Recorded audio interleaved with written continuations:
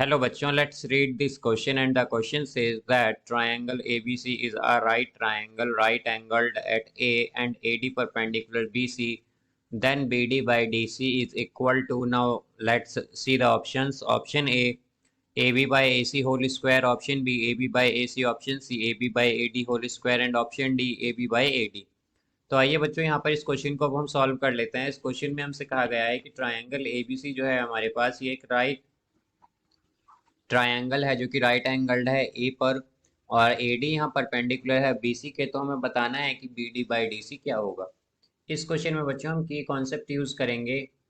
की कॉन्सेप्ट यहाँ पर हम यूज करेंगे। की कॉन्सेप्ट यहाँ पर हम यूज करेंगे इन और if two triangles are similar, if two triangles are similar are similar, then their corresponding sides are proportional. Corresponding sides are proportional. Sides are proportional. तो हमारे पास बच्चों अगर दो ट्रायंगल्स सिमिलर हैं तो उनकी जो corresponding sides होती हैं वो proportional होती हैं। अब यहाँ पर अगर हम इसका डायग्राम देखें तो ये कुछ इस तरह से बनेगा हमारे पास, कि हमारे पास एक राइट एंगल्ड ट्रायंगल है ए बी सी, और ये राइट एंगल्ड है बच्चों बी ए पर। ये राइट एंगल्ड है ए पर, तो यहाँ पर हम मान लेते हैं कि ये ए है, ये हमारे पास बी है और ये सी है। अब हमसे क्या कहा गया है कि ए डी परपेंडिकुलर है बी सी से, तो ये इस तरह से हमारे पास एक ए डी है। तो ये पॉइंट कौन सा होगा बच्चों? डी होगा, बिकॉज ए डी क्या है? परपेंडिकुलर है बी सी से, तो ये ए डी हो जाएगा। अब यहाँ से बच्चों हम क्या कहेंगे, जैसा कि हम देख सकते हैं कि ए डी परपेंडिकुलर है बी सी से और एंगल ए बी क्या है यहाँ पर 90 डिग्री है। तो यहाँ पर हम देख सकते हैं कि हमारे पास जो तीनों एंगल का सम होता है बच्चों किसी भी ट्रायंगल में, वो 180 होता है, जैसा कि हम जानते हैं। तो यहाँ पर हमारे पास 180 होता है, तो यहाँ पर हमारे पास एंगल एंगल तो यहाँ पर हमारे पास जो ट्रायंगल ए डी बी है बच्चों, इसमें एंगल डी क्या है हमारे पास? 90 डिग्री है। तो अगर ये 90 है तो हम जानते हैं कि एंगल बी ए डी और एंगल ए बी डी ये क्या होंगे हमारे पास? ये भी 90 होंगे, बिकॉज हम जानते हैं कि तीनों एंगल का सम 180 होगा। तो हमारे पास अगर एक एंगल 90 है तो रिमेनिंग टू एंगल्स का सम क्या होगा बच्चों? 90 होगा, बिकॉज हमारे पास टोटल सम क्या होगा इन तीनों एंगल का? 180। तो इसलिए अगर एक ही एंगल 90 है तो बाकी दो एंगल क्या होंगे? 90 होंगे। तो यहाँ से हम कह सकते हैं कि angle B A D plus angle A B D दोनों 90 होंगे, 90 होंगे। अब यहाँ पर बच्चों अगर हम देखें तो angle C A D plus angle B A D क्या होगा बच्चों? ये भी 90 होगा, बिकॉज एंगल ए जो कंप्लीट है हमारे, ये कितना है? 90 डिग्री है, हम जानते हैं। तो हमारे पास क्या हो जाएगा? Angle C A D plus angle B A D क्या है? 90 डिग्री है।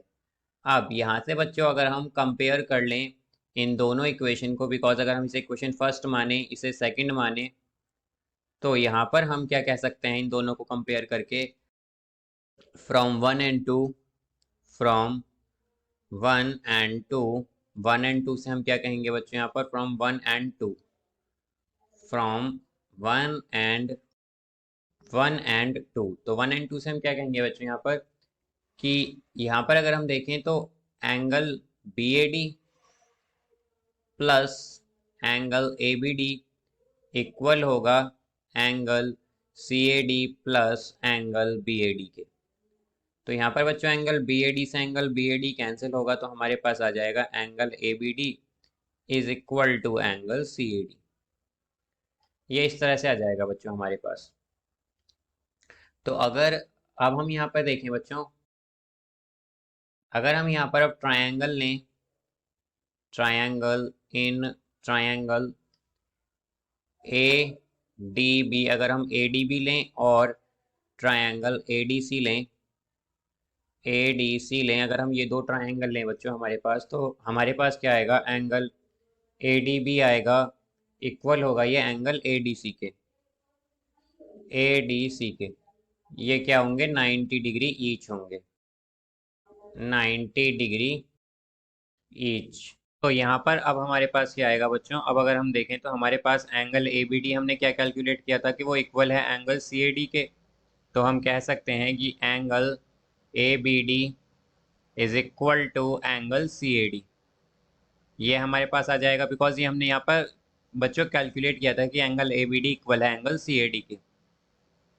और हम जानते हैं कि अगर हमारे पास दो ट्रायंगल्स में दो एंगल्स इक्वल होते हैं तो हमारे पास क्या आता है, तो हम कह सकते हैं बाय एंगल एंगल यानी कि A similarity, by angle angle similarity, angle angle similarity से हमारे पास क्या होगा, triangle A D B similar होगा ट्रायंगल सी डी ए के, सी डी ए के। और हम जानते हैं कि अगर हमारे पास दो ट्रायंगल्स सिमिलर होते हैं तो उनकी कोरस्पॉन्डिंग साइड्स जो होती हैं वो प्रोपोर्शनल होती हैं। यहाँ से कह सकते हैं कि हमारे पास A D by C D, A D, A D by C D equal होगा ए बी बाई ए सी के, और ये इक्वल होगा A B D by A D के, B D by A D के।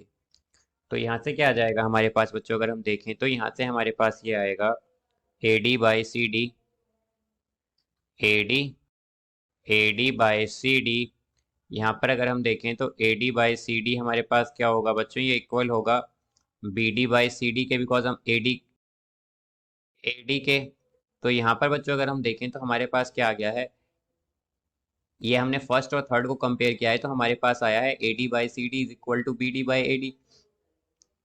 तो यहाँ से हमारे पास क्या आ जाएगा, ये आ जाएगा A D square by A D square by C D is equal to B D, B D.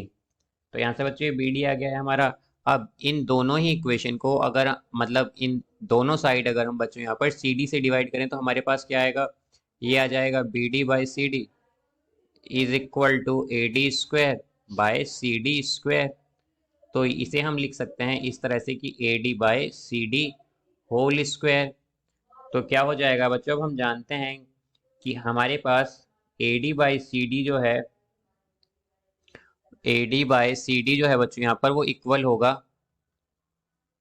A D by C D जो है यहाँ पर बच्चों वो इक्वल है ए बी बाई ए सी के, ए बी बाई ए सी के।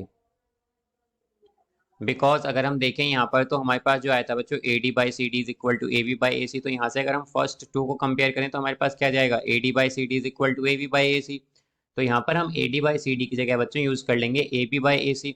तो हमारे पास B D by C D क्या आ जाएगा, B D by C D equal आएगा A B by A C whole square के, A B by A C whole square के, A B by A C whole square के। तो यहाँ पर बच्चों हम करेक्ट आंसर होगा हमारे पास option A, A B by A C whole square. So I hope you understood it well, best of luck, thank you.